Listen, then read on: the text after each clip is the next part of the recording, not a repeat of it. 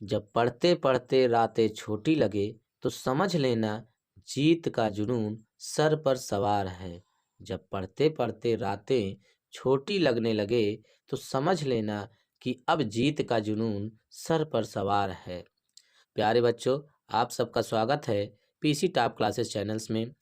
मैं पवन सर आप लोगों के लिए सामाजिक विज्ञान का ज़बरदस्त मॉडल पेपर लेकर आया हूं। ये एक प्रकार से ये वायरल पेपर 2024 का है, यूपी बोर्ड।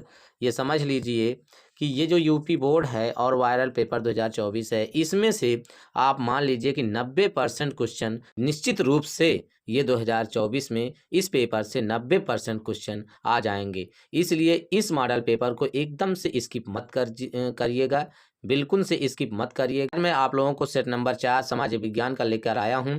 इसको आप ध्यान से देखिए। मैं कुल 10 सेट कराऊंगा। इन 10 सेट में आप लोगों के लिए एक भी क्वेश्चन ऐसा नहीं रहेगा जो ना हो पाए।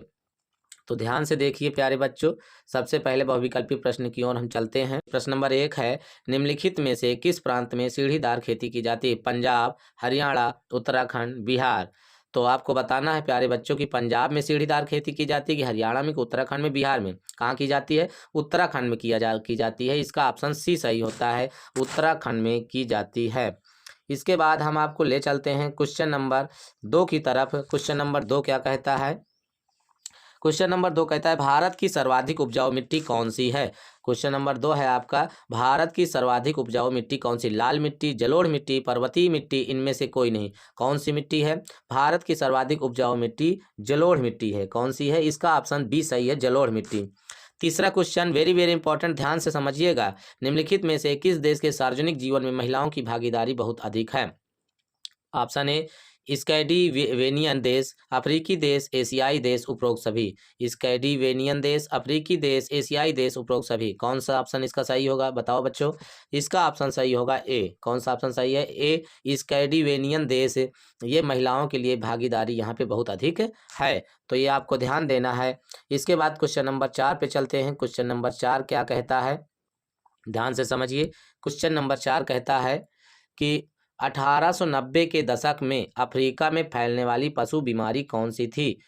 ए नंबर है फुट माउथ, बी एंथेकस, सी रिंडरपेस्ट, डी मलेरिया।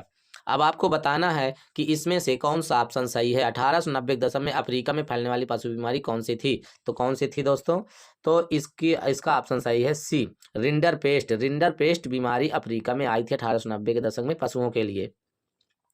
इसके बाद क्वेश्चन नंबर 5 पे चलते हैं। क्वेश्चन नंबर 5 क्या कहता है? वर्तमान समय में विश्व में निम्नलिखित में से किस प्रकार की सरकारों की संख्या अधिक है? राजतंत्रात्मक सरकार, लोकतंत्रात्मक सरकार, तानाशाही सरकार, अराजकता वाली सरकार। तो कौन सी सरकार इस समय संख्या ज़्यादा है? लोकतंत्रात्मक। बी नंबर सही है इसका। लोकतंत्रात्मक सरकार की संख्या सबसे ज़्यादा है इस समय। किसकी सबसे ज़्यादा है? लोकतंत्रात्मक सरकार की सबसे ज़्यादा संख्या है। इसके बाद हम आपको ले चलते हैं क्वेश्चन नंबर 6 की तरफ। क्वेश्चन नंबर 6 क्या कहता है? कलपक्कम में क्या स्थित है? ऑप्शन ए जल विद्युत केंद्र स्थित है, या फिर तेल शोधन कारखाना स्थित है, या तापीय विद्युत गृह स्थित है, या परमाणु ऊर्जा स्थित है। आपको बताना है कि कौन सा सही ऑप्शन इसका सही होगा। कलपक्कम में जो स्थित है वो है परमाणु ऊर्जा, ऑप्शन सी। कौन सा सही है? परमाणु ऊर्जा। परमाणु ऊर्जा कलपक्कम में स्थित है। क्या स्थित है? परमाणु ऊर्जा। उसके बाद क्वेश्चन नंबर 7 है, निम्नलिखित में से कौन ऊर्जा संसाधन नहीं है? जल, पेट्रोलियम, कोयला, मैगजीन। आपको बताना है कि जल एक प्रकार की ऊर्जा संसाधन है, बिल्कुल है। पेट्रोलियम है, कोयला है, मैगजीन बिल्कुल नहीं है। मैगजीन आपकी ऊर्जा संसाधन नहीं है। इसका ऑप्शन सही होगा डी। इसके बाद हम आपको ले चलते हैं क्वेश्चन नंबर 8 की तरफ। क्वेश्चन नंबर 8 क्या कहता है? क्वेश्चन नंबर 8 कहता है, पर्वतीय घाटी किस राज्य में स्थित है? जो पर्वतीय घाटी है, पार्वती घाटी, वो किस राज्य में स्थित? पार्वती घाटी किस राज्य में स्थित है? उत्तराखंड, पंजाब, हरियाणा, हिमाचल प्रदेश। तो बताना है आप लोगों को कि कहाँ स्थित है। हिमाचल प्रदेश। इसका ऑप्शन सही होगा डी, हिमाचल प्रदेश में। कहाँ स्थित है? हिमाचल प्रदेश में। इसके बाद हम लेके चलते हैं आप लोगों को क्वेश्चन नंबर 9 की तरफ। किस शासन व्यवस्था में सरकार जनता के प्रति उत्तरदायी तथा जवाबदेही होती है? ए राजतंत्र, बी तानाशाही, सी लोकतंत्र, डी परतंत्र। तो कौन सा इसका ऑप्शन सही? ऑप्शन इसका सही है लोकतंत्र। लोकतंत्र सरकार अगर है तो वह हर जनता के लिए प्रति उत्तरदायी और जवाबदेही होती है, ये निश्चित है। क्वेश्चन नंबर 10 है, भारत का काकरापारा परमाणु ऊर्जा केंद्र किस राज्य में स्थित है? उत्तर प्रदेश, गुजरात, कर्नाटक, महाराष्ट्र। तो काकरापारा परमाणु ऊर्जा आपके राज्य उत्तर प्रदेश में स्थित है। कहाँ स्थित है? उत्तर प्रदेश। ऑप्शन इसका सही होगा, ऑप्शन इसका सही होगा ए। इसके बाद हम लेके चलते हैं आप लोगों को 11 नंबर की तरफ। अमेरिकी बहुराष्ट्रीय कंपनी ने कारगिल फूड्स ने कौन सी भारतीय कंपनी को खरीदा है? अमेरिकी बहुराष्ट्रीय कंपनी कारगिल फूड्स जो है वो कौन सी कंपनी को खरीद लिया है भारत की? आपको बताना है। Option A Campa Cola, B Parakh foods, C Ranbaxy, C D Asian Paints. कौन सी कंपनी को खरीदा है? वो अमेरिकी बहुराष्ट्रीय company Cargill foods Parakh foods को खरीदा है। Option B Parakh foods. किसको खरीदा है? पारिक फूड्स को। क्वेश्चन नंबर 12, निम्नलिखित में से कौन सा परिवहन साधन भारत का प्रमुख साधन है? पाइपलाइन, सड़क परिवहन, रेल परिवहन, वायु परिवहन। तो कौन सा परिवहन है? तो दोस्तों इसका ऑप्शन सही होगा बी सड़क परिवहन। सड़क परिवहन भारत का मुख्य परिवहन माना जाता है। इसके बाद हम आपको ले चलते हैं क्वेश्चन नंबर 13 की तरफ। 13 क्या कहता है? ध्यान से देखिए। विकसित देशों के जीडीपी में सर्वाधिक योगदान किस क्षेत्र का होता है? विकसित देशों के जीडीपी में सर्वाधिक योगदान किस क्षेत्र का होता है? ए प्राथमिक क्षेत्र, बी द्वितीयक क्षेत्र, सी तृतीयक क्षेत्र, डी इनमें से कोई नहीं। आपको बताना है कौन सा क्षेत्र है जो जीडीपी में सबसे ज़्यादा योगदान रखता है विकसित देशों के लिए। तो ये है आपका ऑप्शन सी तृतीयक क्षेत्र। तृतीयक क्षेत्र जिसको सेवा क्षेत्र भी बोला जाता है, यह विकसित देशों में जीडीपी में सर्वाधिक योगदान देता है। अब हम 14 नंबर पे चलते। प्रदर्शन का ऐसा रूप जिसमें लोग दुकान, फैक्ट्री या दफ्तर के भीतर जाने का रास्ता रोक देता है, वो क्या कहलाता है? मतलब प्रदर्शन जब हो रहा होता है उस समय दुकान, फैक्ट्री, दफ्तर सबके भीतर जाने से सबको रोक दिया जाता है, उसे क्या कहते क्या है? बहिष्कार, सत्याग्रह, विरोध, पिकेटिंग। तो क्या कहा जाता है दोस्तों? इसका ऑप्शन सही है डी पिकेटिंग। उसको पिकेटिंग कहा जाता है। दुकान, फैक्ट्री और दफ्तर इसके भीतर जाने से रोकना ही पिकेटिंग होता है। क्या होता है? पिकेटिंग होता है। प्रश्न नंबर 15, हीराकुंड परियोजना किस नदी पर बनी है? आपको बताना है हीराकुंड परियोजना किस नदी पर बनी है। दामोदर नदी, महानदी, कृष्णा नदी, नर्मदा नदी। किस नदी पर बनी है? ये है ऑप्शन सही है बी महानदी पर। हीराकुंड परियोजना महानदी पर बना। हीराकुंड परियोजना किस नदी पर है? महानदी पर है। अब आपको हम लेके चलते हैं क्वेश्चन नंबर 16, निम्नलिखित में से कौन एक संभावी साधन है? कोयला, पेट्रोलियम, पवन ऊर्जा, बॉक्साइट। आपको बताना है कि यह इसमें कौन सा एक संभावी जिसकी संभावना की जा सकती है। इन चारों में से आपको बताना है कौन सा है जो हमारे भविष्य के लिए ऊर्जा हमें प्रदान कर सकती है। कोयला, पेट्रोलियम, पवन ऊर्जा, बॉक्साइट। तो कौन सा ऑप्शन सही होगा इसका दोस्तों? इसका सही होगा सी पवन ऊर्जा। निम्नलिखित में से कौन सा एक संभावी साधन है? पवन ऊर्जा।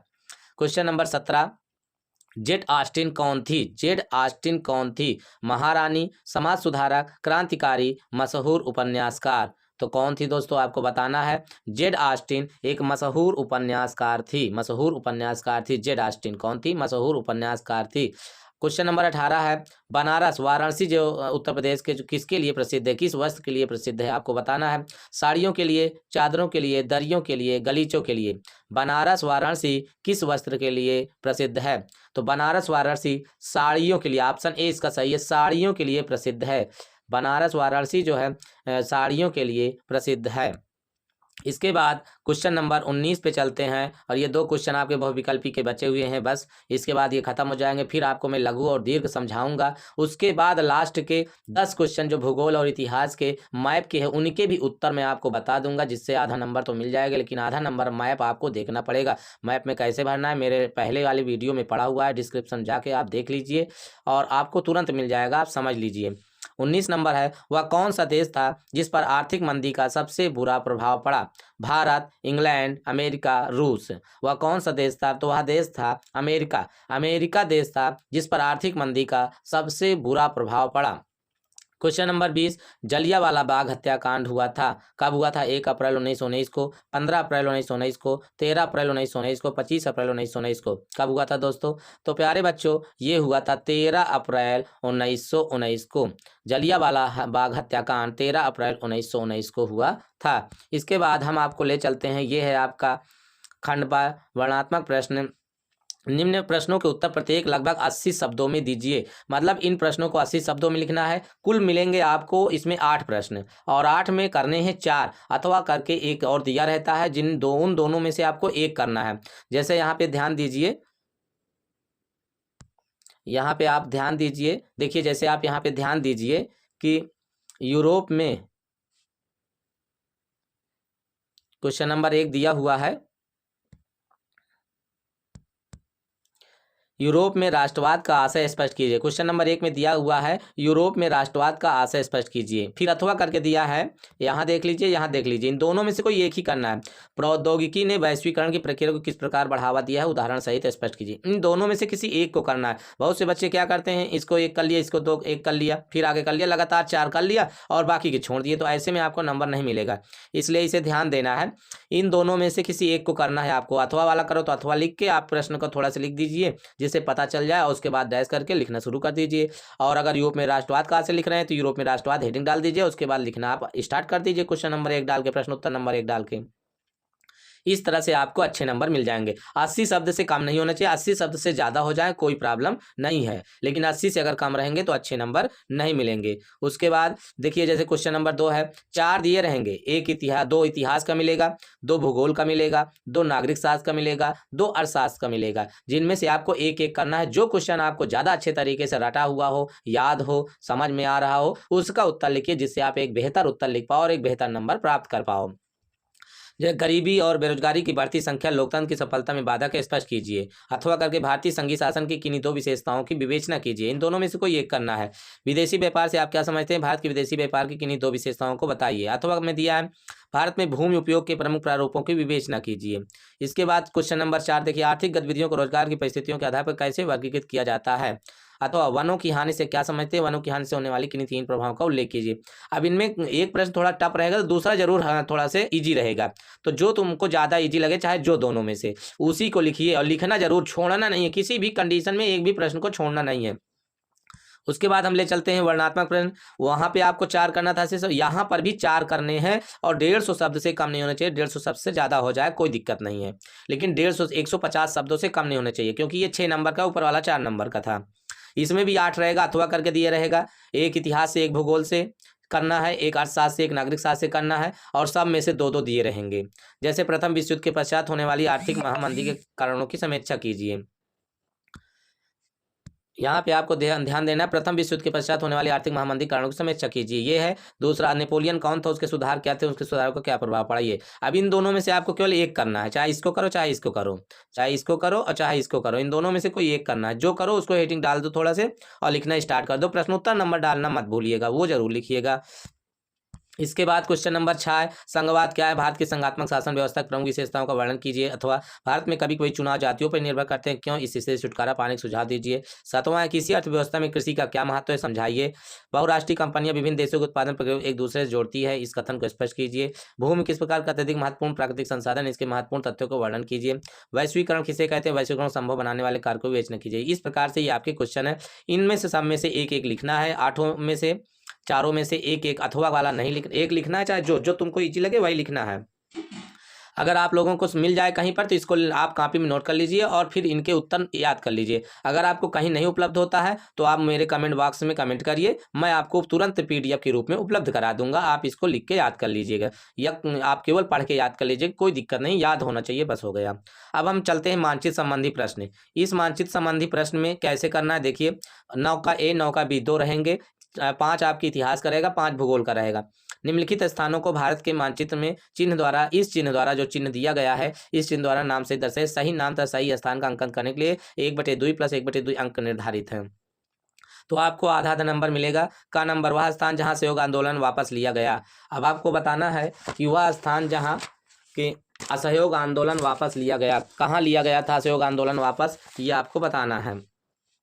तो स्थान कौन सा है, आधा नंबर तो अगर आप सही स्थान लिख दिए तो मिल जाएगा, लेकिन आधा नंबर आपको सही अंकन आप मैप में आपको भरना पड़ेगा। जो भारत का मैप आपको बना बनाया मिलेगा, उसमें आपको सही स्थान भरना पड़ेगा। अगर आपको मैप नहीं आता है तो मेरे केवल 2 से 3 वीडियो हैं, डिस्क्रिप्शन पड़े हैं, आप वहाँ वीडियो पे जाके और मैप संबंधी कार्य देख लीजिए। आपको 100% कहता हूँ कि मैप भरना आ जाएगा। तो इसका वह स्थान जहाँ सहयोग आंदोलन वापस लिया गया, केवल मैं उत्तर उत्तर बताए दे रहा हूँ आप लोगों को, समझ लीजिए, याद कर लीजिए। चौरी चौरा क्या है? चौरी चौरा नामक स्थान है जहाँ से असहयोग आंदोलन वापस लिया गया। दूसरा उसके बाद क्या है? दूसरा खा है आपका राष्ट्रीय कांग्रेस का 1927 का अधिवेशन जहां हुआ था। कहाँ हुआ था? हुआ था मद्रास। कहाँ हुआ था? मद्रास। राष्ट्रीय कांग्रेस 1927 ईस्वी का अधिवेशन मद्रास में हुआ था। कहाँ हुआ था? मद्रास में हुआ था। इसके बाद क्वेश्चन नंबर ये 9A का ग नंबर पे चलते हैं। चंपारण, ये क्या है आपका? चंपारण जहाँ स्थित है वह स्थान दर्शाइए। चंपारण कहाँ स्थित है? चंपारण जो है बिहार में स्थित है। कहाँ स्थित है? बिहार। चंपारण जहाँ स्थित है वह स्थान दर्शाइए। तो आपको दर्शाना है कहाँ पे, पहले बिहार याद करिए, फिर बिहार स्थान कहाँ है भारत मैप में उसको देखिए। तो बिहार में स्थित चंपारण जहाँ स्थित है वो चंपारण बिहार में स्थित है। घ नंबर है आपका वह स्थान जहाँ पहली सफल सूती मिल स्थापित हुई थी। तो पहली सूती मिल कहाँ स्थापित? लखनऊ में। वह स्थान जहाँ पहली सफल सूती मिल से लखनऊ में सफल सूती मिल स्थापित हुई थी। अंगा नंबर है वह स्थान जहाँ कांग्रेस की पहली बैठक हुई थी। तो वह स्थान जहाँ कांग्रेस की पहली बैठक हुई थी वो है मुंबई। कहाँ हुई थी? मुंबई में हुई थी।